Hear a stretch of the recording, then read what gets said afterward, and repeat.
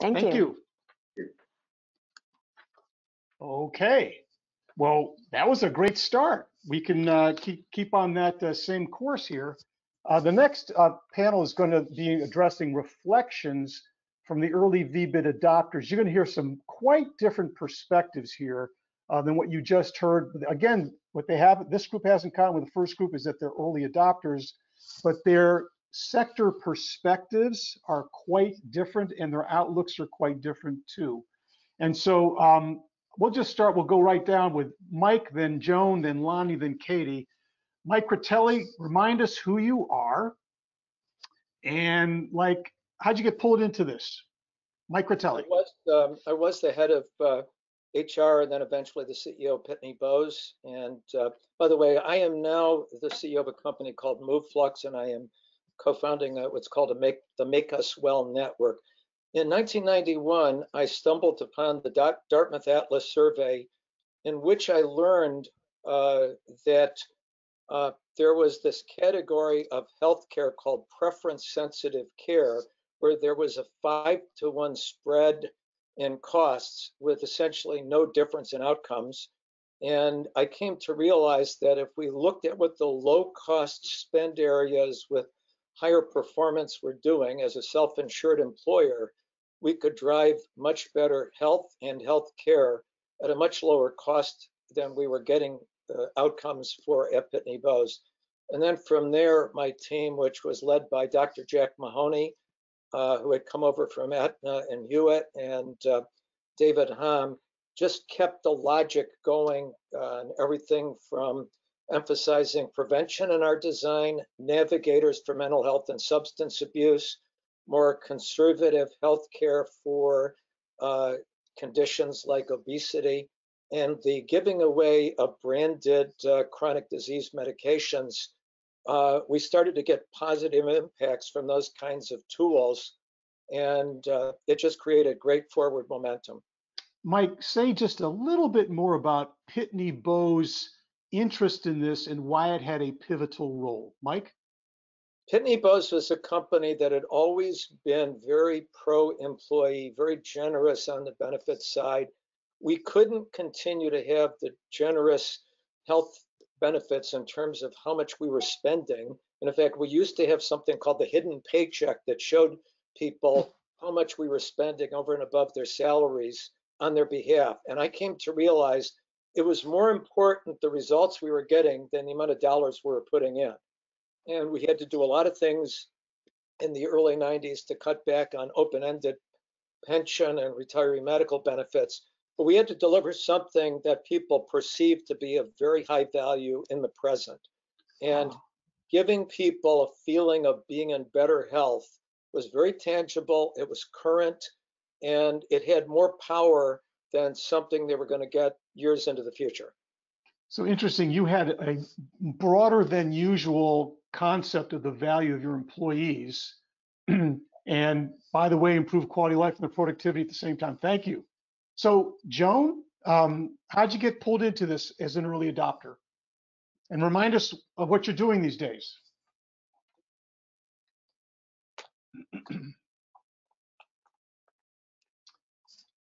Still on mute, Joan. Oh, there.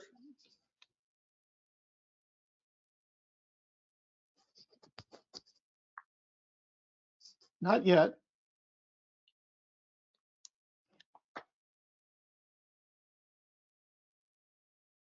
Okay, can you hear me now? Yes, yes. Thank now you. we can.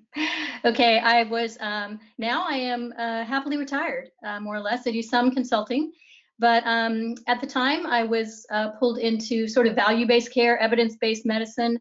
I was a nurse, but I primarily did benefits and preventive work for many years with workers' comp, Medicaid, and then became the administrator of the largest public purchaser in the state of Oregon, which was teachers and state employees.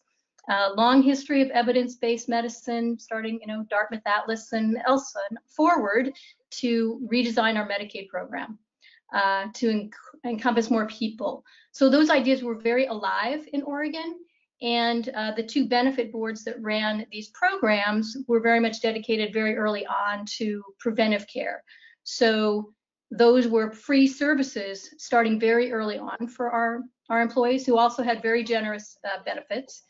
And we really wanted them to use it. So making no barrier to those services was a no-brainer.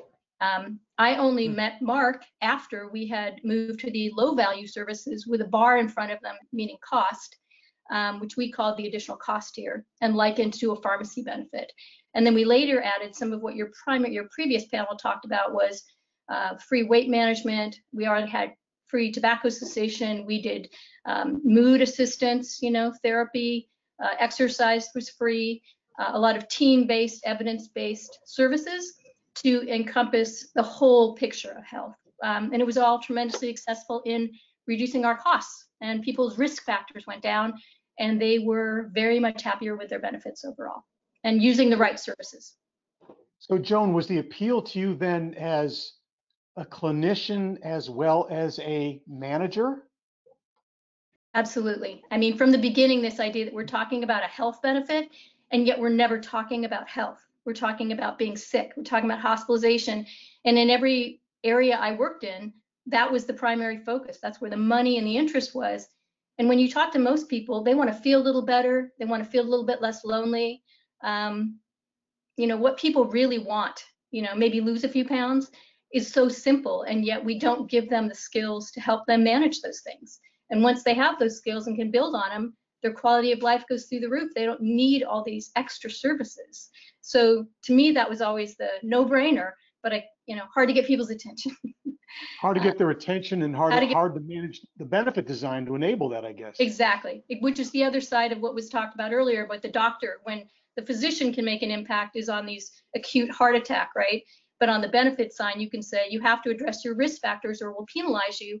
People will suddenly do a free tobacco cessation, right? Yeah. I say you don't have to quit, you just have to do tobacco cessation, give it a shot.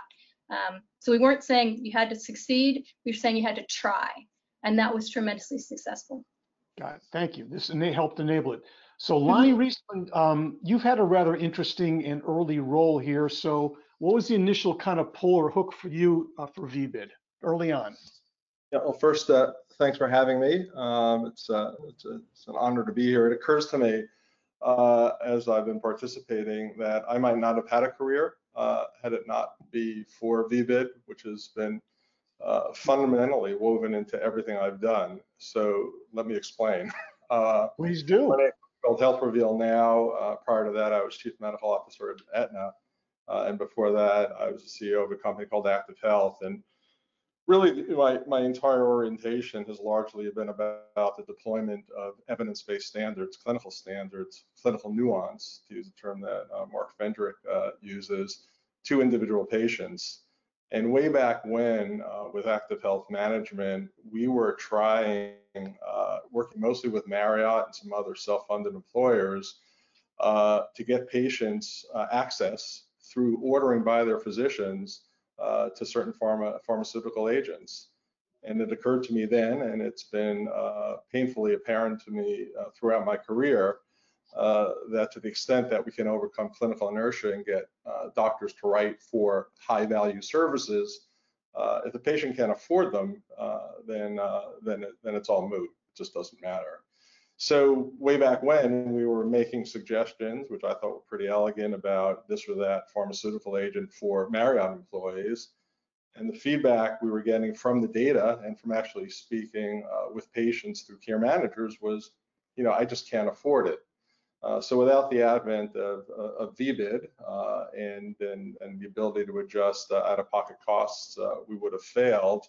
My first exposure, and this was really quite fortuitous, was reading an article on some airplane about something called benefit-based copays. It must have been around 2000, the year 2000, and it was authored by these two guys, Mark Fendrick and Mike Chernow. I said, gee, these guys sound a little bit like what I'm trying to overcome. So we reached out, and I guess the rest is history. But Lonnie, it seems as though we're already hearing the Pitney Bowes story. So there was a sort of a key, really pivotal employer-oriented firm. You were early on with Aetna, no small player in the insurance biz, and you had a lot of work with Marriott, no small player either. So it really seems that large employers have had a key role here, but you were in a position where you were in search of something, the right fit to make something happen for beneficiaries and or employees. And the VBID story kind of hit you in a magazine article and a fortuitous phone call or two. So there was sort of, you were kind of an important receptor site for this kind of thing. You were kind of ready for it, right? I was desperately looking for it. I was a great beneficiary of it. And more importantly, patients have been. Because again, to the extent that we can identify high value services and articulate the need for those services through the evidence, medical evidence, guidelines, literature, and induce physicians to adopt those practices, it obviously can't have an impact if the patient isn't participating. And there are lots of barriers to adherence, but a rather obvious one, as we've been talking about, is the elasticity of demand based on out-of-pocket costs. So without overcoming that obstacle, all the talk about evidence-based guidelines, frankly, the failure we've seen over the last 20 years, quite honestly, in improving quality. I mean, Beth McGlynn's 2003 article was a landmark article about, I guess, 55% of people were getting what they need. She recently wrote in the New England Journal of Medicine that we really haven't got anywhere. Look at hypertension, look at hyperlipidemia. So it's been 20 years of discussion. But what are the fundamental barriers? And I think what we're talking about with regard to out-of-pocket costs are fundamental. Look at hypertension, no improvement. Diseases like heart failure, the probability of being on the right drug at the right dosage is less than 1%. Part of it is clinical inertia by the physicians. Part of it is lack of adherence because of these barriers. So we really haven't made as much progress as we could have made. Maybe that's for the later part of this discussion. But a gigantic issue, which Mark and Mike saw, many years ago, was that the patient has to, these magnificent services have to be affordable. Well, we do want to come back since you raised challenges. I'm going to ask all of you about what the challenges have been. First, over to Katie Spangler. Katie, you have had some behind the scenes key maneuvering that enabled this. So can you just shed a little light on this? How did VBID first sort of come upon your radar screen? And then what's kind of the stuff you've done that really has had, I think, some important impacts for the success here? Katie? Great, thanks, Cliff, and a pleasure to be here today. So as Kavita mentioned, we both worked for the Committee on Health, Education, Labor, and Pensions on different sides of the aisle. I had the pleasure of working for Senator Enzi from Wyoming, and dating sometime between 2005 and 2008, I can't remember exactly when, had the pleasure of actually meeting with Mike Critelli, who was then CEO of Pitney Bowes. And I remember the exact spot where I was sitting when you came in and so compellingly told the story of your journey with Pitney Bowes, and just what you recounted for us today is what you had told us then.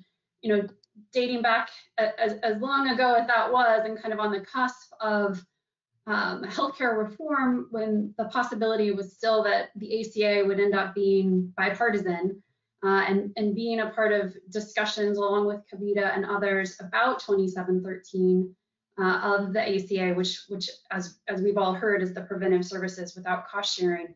And just Mike Critelli, your wonderful work of kind of laying that groundwork with policymakers, then expanded by Mark Fendrick, certainly, and Michael Chernew, and just having the joy of working with that team through the ACA process, and kind of just really being taken with this idea as a Hill staffer of the goal of a policy proposal that would make it easier to get more health out of every healthcare dollar being spent. And so thinking through kind of ways to decrease barriers that might exist in the commercial sector and in federal programs.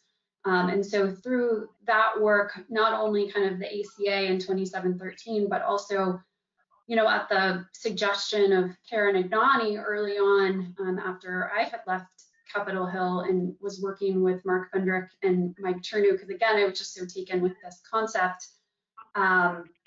And thinking about ways that we could bring VBID to the Medicare program, and thinking through kind of the idea that, you know, Medicare used to have rules before the great work of Karen and Patrick Conway and our other panelists. There were rules on Medicare that you couldn't treat any beneficiaries differently than other beneficiaries.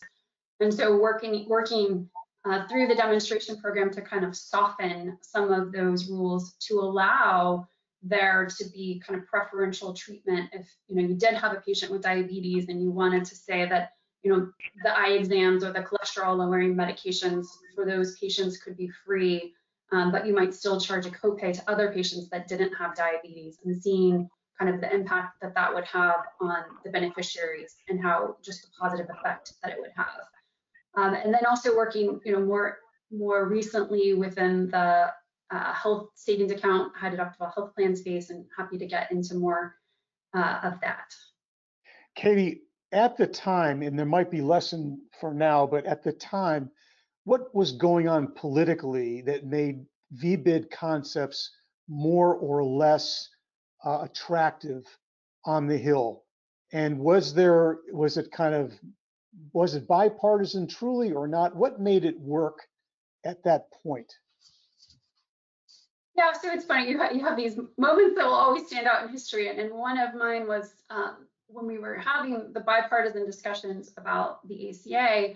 And I remember being in a room with certain staffers, and you know, when you have a Kennedy staffer in the same room as a Coburn staffer, folks remember the late senator from Oklahoma, was very conservative, but they agreed on this idea of, you know, preventive care. We should make it really easy for patients to access preventive care. And the idea that you're going to have a patient with diabetes have access to insulin without any financial barriers, you know, that makes a lot of sense.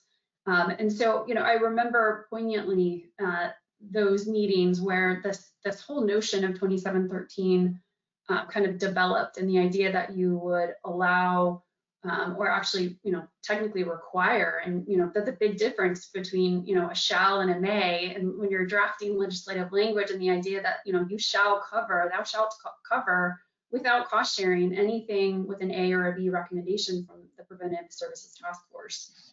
And, you know, that was very bipartisan dating back to 2008, you know, through the 2009 discussions. And then, you know, things got a little fussy for final passage of the ACA, but you know, a lot of it really was based on bipartisan work, and that the VBID piece was a feature of those bipartisan discussions.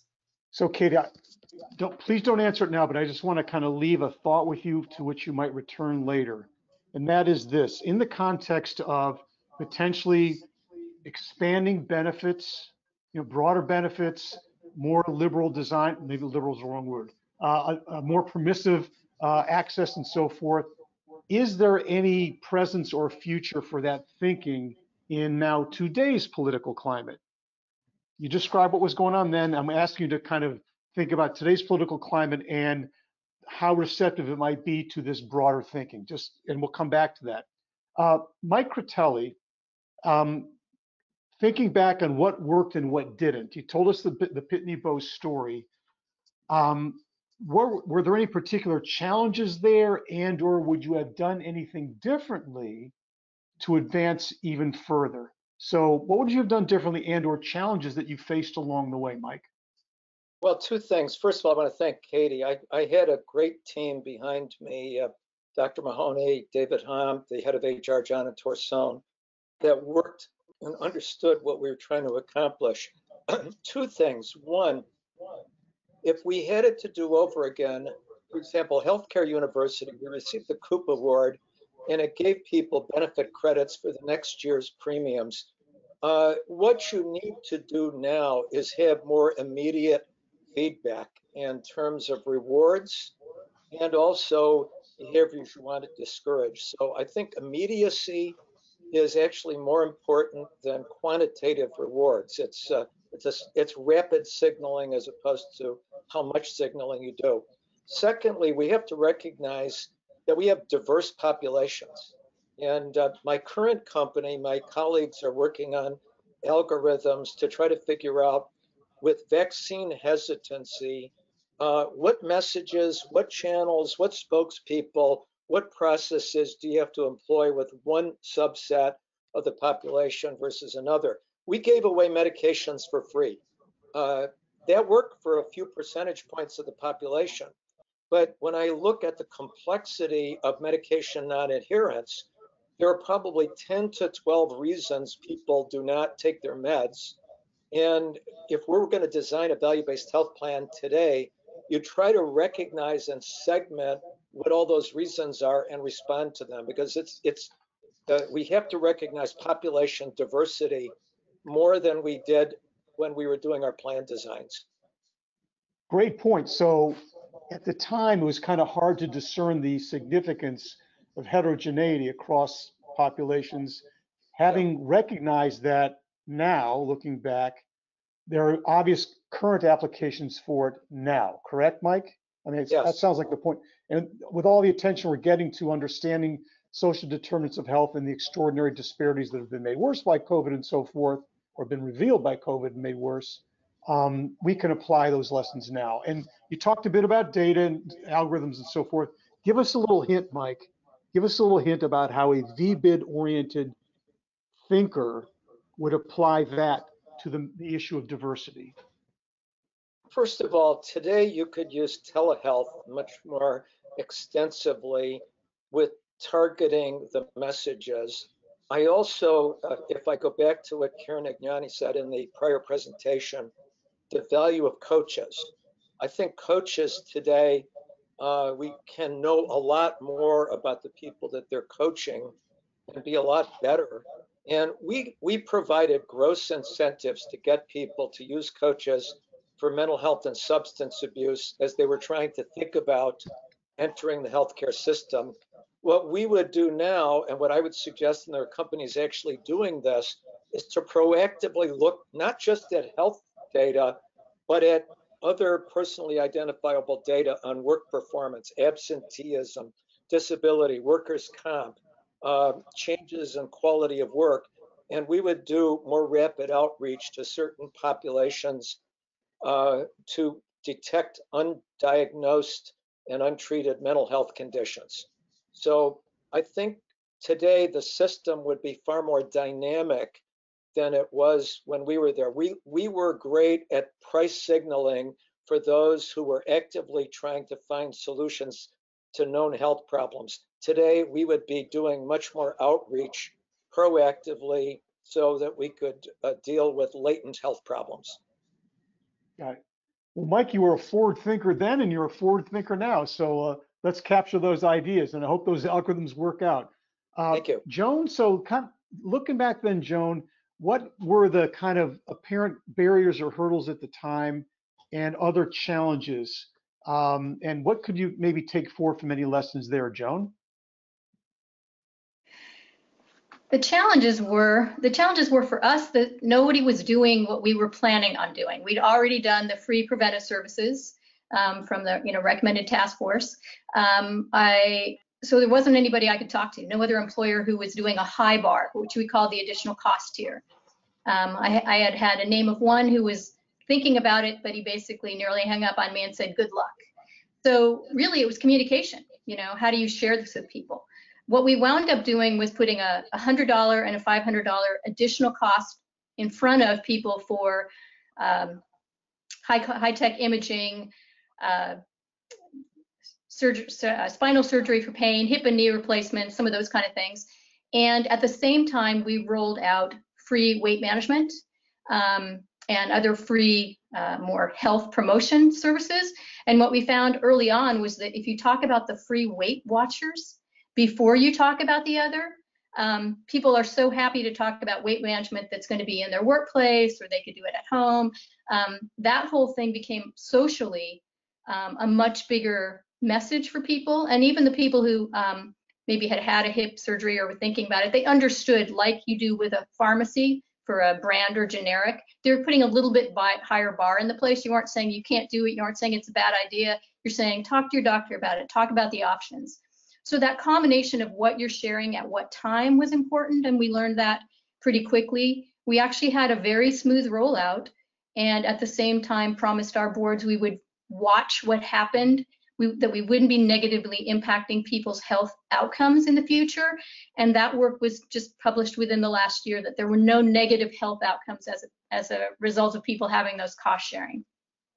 Wow. And then we just took it from there forward in that the next year we added in a whole health engagement model program where you had to take a risk assessment and then address your health risks and like maybe go to a preventive service. And then we had some other team-based, evidence-based health management programs, which people could work with other people in the workplace. Those are tremendously powerful in helping people change their own behavior and get social supports to do it. That was another tremendous driver of people seeking care and understanding their health better. And that we got a lot of positive feedback and people made a lot of changes. We actually dropped our tobacco use rate to under 5%. And we had tracked that over time with public health doing the survey. So we watched the impact and it made a huge impact on health and the right kind of services. You know, you're sounding like an economist. What you share at what time, and then kind of what order you kind of present information, and you talk about offering the thing free up front and so forth. There's this whole economic area thinking called little nudges, a right, little behavioral nudge here and a economics. little. That's Exactly. behavioral economics. And I had a really hard time explaining how we were going to negatively do this to our boards, like it's going to cost people $17 if they don't take these actions, they don't do the health risk assessment. Nearly lost my head over that one. Got a lot of lawsuits, but we had I think we had 80% of people sign up to do it that first year. The second year, the board decided to give people $17, but a huge percentage of people still stuck with the program. So we're actually able to do the stick first and then turn it into a carrot, but people stuck with it because they appreciated the program and the supports. And that was tremendously powerful. And then we later were adding a financial coaching education program. Again, very successful. People need it and really want it. So when you give people what they need and really want to improve their quality of life, they see you not just as, you know, this, what you're not going to give me in my health insurance. You're giving them things they can use and that are practical. So that was there's so much about VBID that really is about behavioral economics. And what you just described was kind of a whole string, a whole litany of steps you took. One more thing, Joan, you talked about your board a couple of times. Any board of directors that hears someone on staff say, we want to give away something free, their ears perk up. And so the burden is on your shoulders as the presenter to make a case. Did you have to make some deeply analytical cases about why this could go, or did you have to do demos, or how did you get it over on the board? Our boards were made up of half labor and half management by and large. So there was sympathy sort of on both sides for both. You had to make a financial, but you also had to make improving people's quality of life. The hardest arguments I ever made were lowering the barriers for alcohol and drug treatment. Those did not go over so well. I had to really work that in the evidence and why it was important. And they did eventually go for that. But there was much more of an emotional baggage with that sort of personal responsibility element, as opposed to it's a health issue. So that took longer, but we were able to get there, and to assure the boards we would track the impact of this over time, which we did as well. So you would come back to them. Great points. I love the Behavioral Economics 101, Behavioral Economics 201, excuse me. So Lonnie, you started to talk about barriers and challenges before. Can you just go back to that a bit and tell us, what did you see about the various barriers and how you overcame challenges along the way, including what might have relevance today? Yeah, so I think there are a couple of areas that I'll take a minute to talk about. One is clinical inertia. The reality is that the most generous plan design isn't relevant if the order isn't written for the high value service. So to the extent that physicians often, generally less than half the time, deploy high value services or offer them, if they're not offered, then giving it away for free at the member level isn't going to be useful. So there's a real need to engage, educate, accommodate the workflows of physicians, incentivize them so that in fact they're better adherent to clinical guidelines. So that's a real issue. And no one that I know is as much an advocate for primordial and preventive healthcare. But the reality is we've been struggling with obesity and hypertension and hyperlipidemia and smoking forever. and people are showing up with diabetes and heart disease. And the fact is, there's a role for medicine. And I think there's a bit of sort of therapeutic nihilism that's sort of, been sort of introduced to our thinking, which has perhaps minimized the value of some of these clinical efforts that need to be introduced. So that's one area. A specific example would be type 2 diabetes, which is obviously highly correlated with cardiovascular risk and kidney disease. And really, magnificent progress in pharmacotherapy, just as an example, 2 new classes of drugs that profoundly impact diabetes beyond just sugar control as it impacts, the kidney and the heart. So I think there's got to be a greater appreciation of the role of the physician. The second big barrier, and this has been raised, is cost. So basically, if you're a risk bearer being told that there's a program that's going to add expense, that's not a terribly attractive proposition for many. And I won't talk about VBID-X because I can't do it as eloquently as Mark does, but clearly there's got to be an orientation around eliminating low value services as we seek to pay for high value services. So didn't want to leave that out. And then the third barrier, I think, relates to clinical measures. Frankly, there's got to be an alignment between high value services that are coveted by all of us, by society, and the measures, for example, HEDIS, which are terrific, but aren't sufficiently, again, I'll use the word nuanced, to capture the aspects. I'll go back to diabetes. So is diabetes getting an A1C check and an eye check, or is it taking advantage of SGLT2 antagonists and GLP-1 agonists and all of that sort of thing? So I think that we've got to broaden our measurement set as we think about incentives for doctors and even patients in order to support what we all agree is important, which is broader adherence to clinical standards that have been promulgated by specialty societies. So maybe a conversation for another time, but one does wonder whether we can overcome the obesity and hypertension issue with some sort of VBID solution. But since you mentioned VBID-X ever so briefly, Lonnie, is the market ready now for VBID-X? Are we ready for the 2 sides of that coin that comprise VBID-X?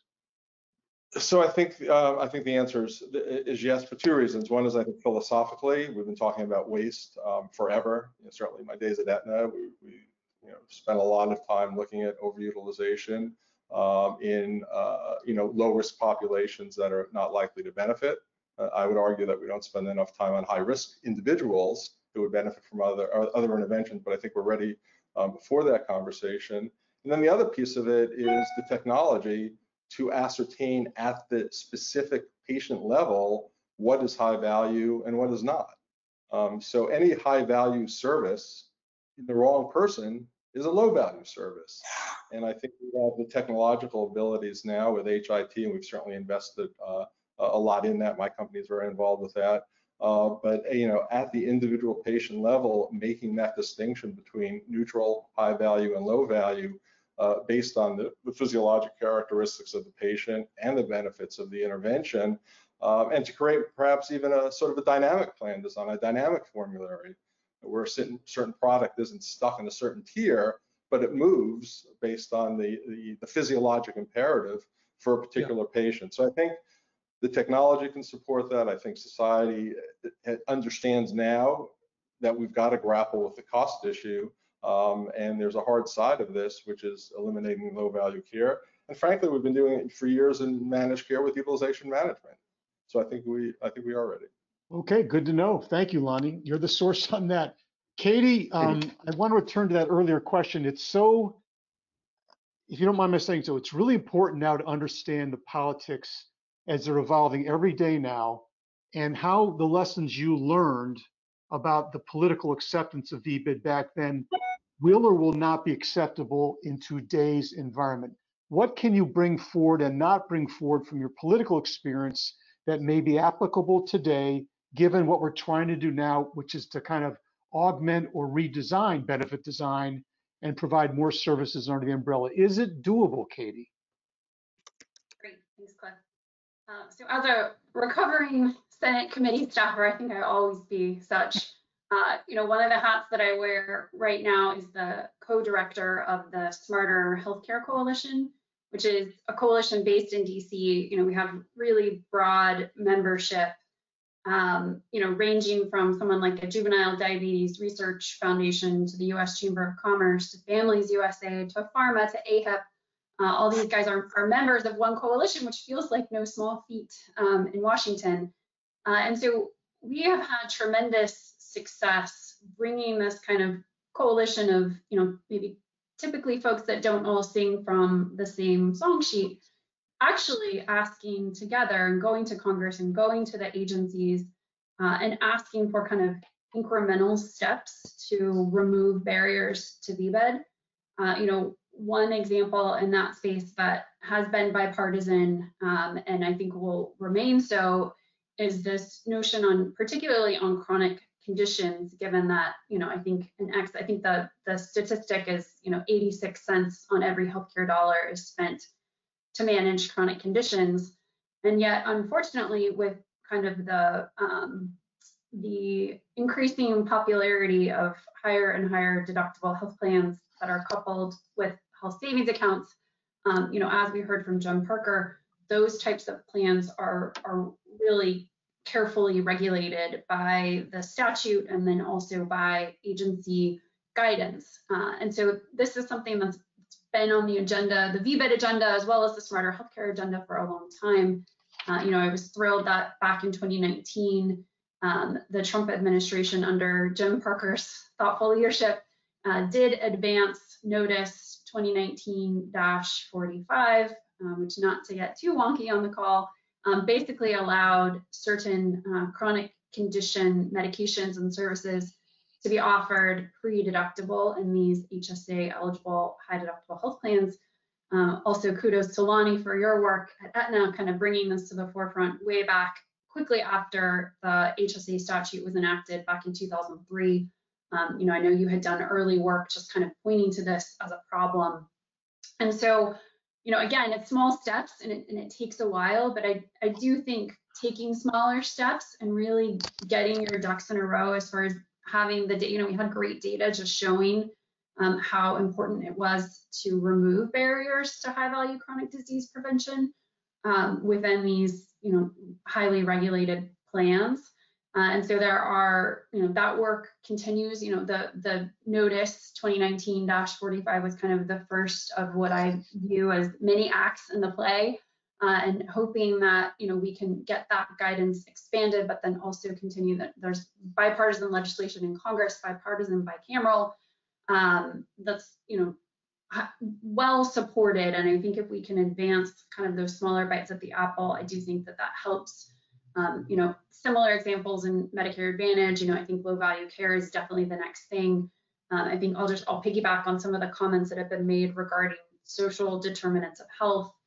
I think Lonnie, it goes back to the Aetna days of one of the early studies that showed, even when it's free, patients still only take it half the time.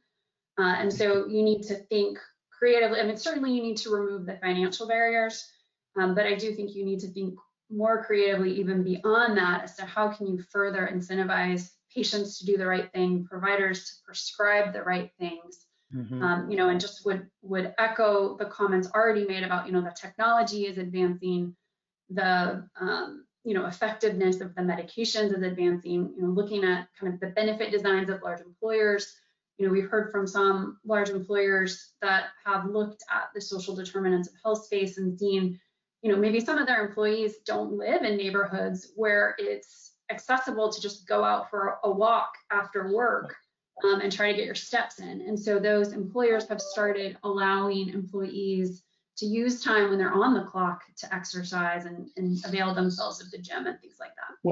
Well, so there's some recognition that there's upside for all stakeholders if you do provide benefits like these. And obviously the pandemic has highlighted that. I did hear you utter the words bipartisan and bicameral, which gives me some hope.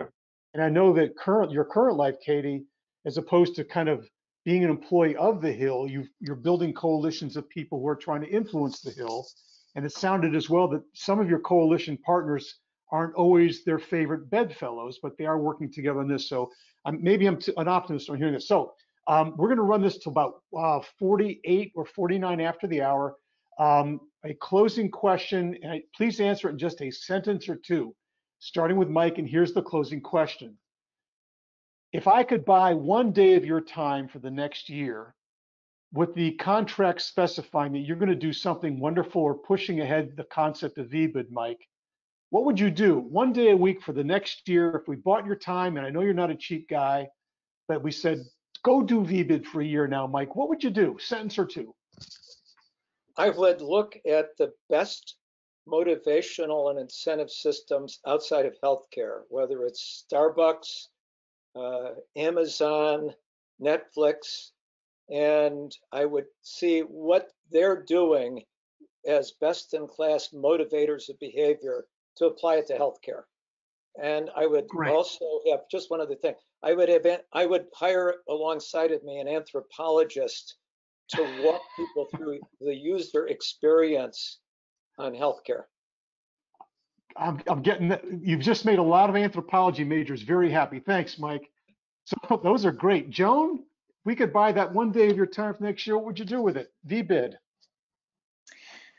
Well, we actually had used some research of a team-based program out of OHSU, and they called it Healthy Team, Healthy You. And it was basically a team-based setting in the workplace. You worked with other people, and it was all about health, diet, and exercise. It covered a number of lessons. It was eventually sold to another group, but I would expand that for the workplace because, again, you do the nudging to get people to do something like this in a team setting. And people reinforce each other.